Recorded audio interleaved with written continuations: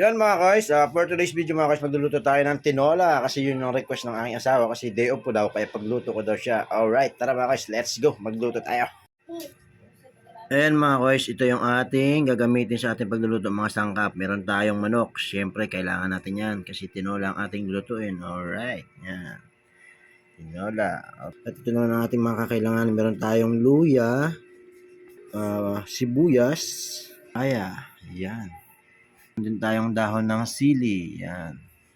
Meron din tayo syempre pampalasa, meron tayong chicken cubes, Knorr. Yan. And syempre, kailangan natin magicin ang sarap. Meron tayong magic sarap. Nice. Konting asin, kasi konti lang naman natin lulutuin kasi pang family lang ito mga koys. Kaya medyo yung ating mga ingredients, mga sangkap is konti lang mga koys. Kung nakapapansin nyo mga koys, di ba?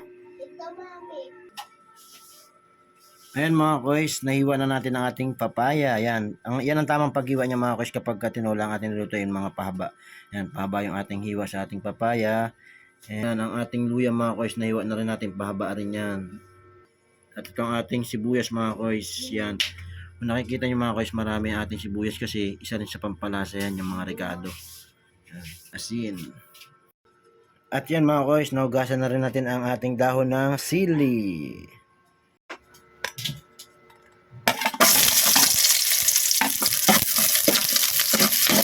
Yan mga koys, nagigisa na tayo ng sibuyas.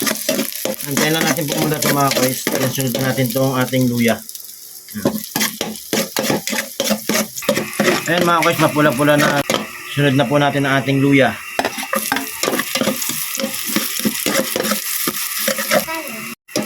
Ayan mga koys, nagbisa na natin ang ating luya at sibuyas. Then sunod na natin itong ating manok. Sabay natin sa pagsangkot siya mga koys.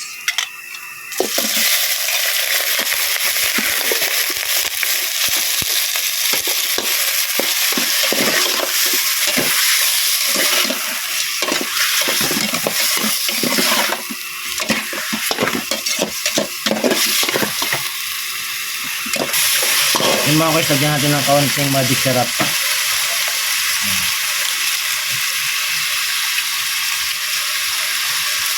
Lagyan din po natin ng kaunting asin. Lagyan din po natin ng kaunting paminta. Ayan, haluin natin mga koys hanggang sa ma-absorb na yung nilagay natin ingredients kanina. Ayan, paminta, magic sarap, tsaka yung asin.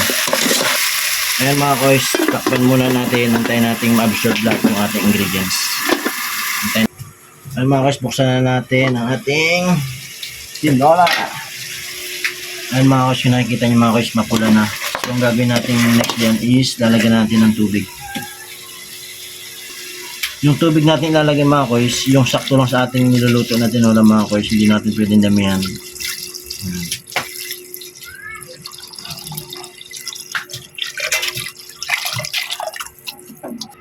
Yan mga koys, takpan muna natin, antayin natin kumulo. Ayun mga koys, kumukulo na po ang ating tinola. Ang sunod po natin gagawin is titimplahan na po ulit natin yung ating tinola mga koys. Lagyan po natin ng Knorr cubes, chicken Knorr. Yan. Tapos, lagay po natin yung natira nating magic sarap.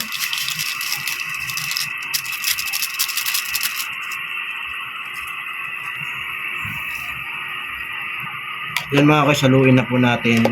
Tapos, sunod natin gagawin, tikman po natin kung okay na sa panlasa natin. Then, isunod na natin yung ating mga gulay. Huli natin ilalagay yung mga gulay mga koys. Yan mga koys, lagay na po natin yung ating papaya.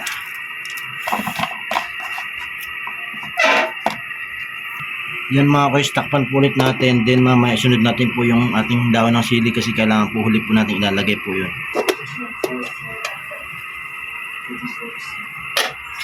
Natin yung ating papaya. Yun mga koys, malambot na. Sunod na po natin ilagay yung ating dahon ng sili.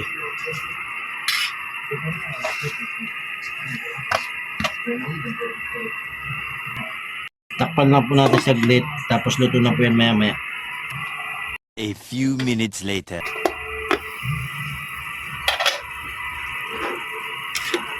Ayan mga koys, luto na po ang ating tinolang manok. Wow!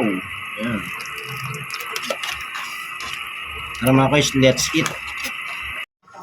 Tara mga koys, kain tayo. Basahan natin ang ating tinola. Yan yung ating lutong tinola mga koys.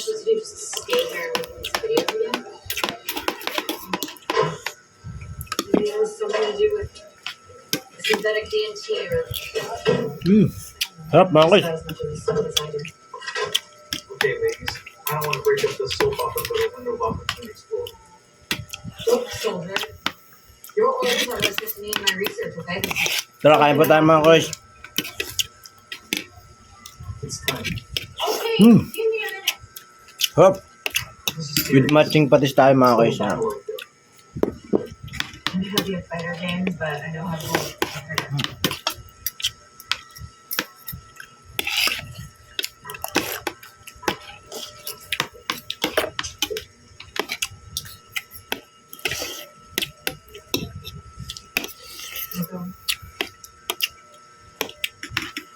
Yan mga koys, hanggang dito ng ating video mga koys. Thanks for watching. Peace out.